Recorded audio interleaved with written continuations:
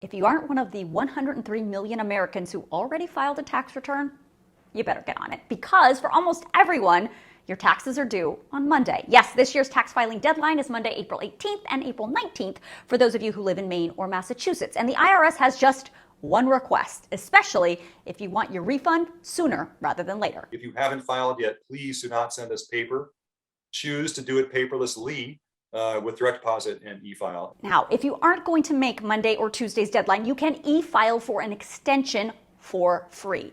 Individual tax filers, regardless of income, can file for an extension on irs.gov. That extension gives you until October 17th to file your tax return. But here's the catch.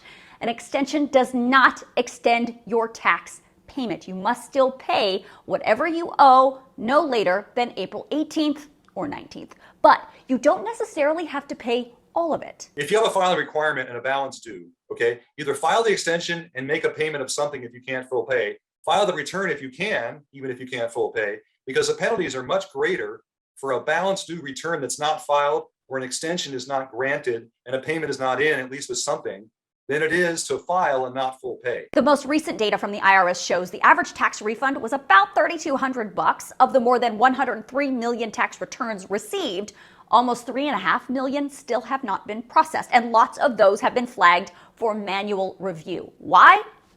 Inaccuracies, especially with the child tax credit payment, the earned income credit, or a stimulus payment. Those kinds of errors and things we see, inaccuracies based on what was sent, what's available, what people can claim on a return, are the gist of the errors, and the manual processing has to be done because of that. And the delays.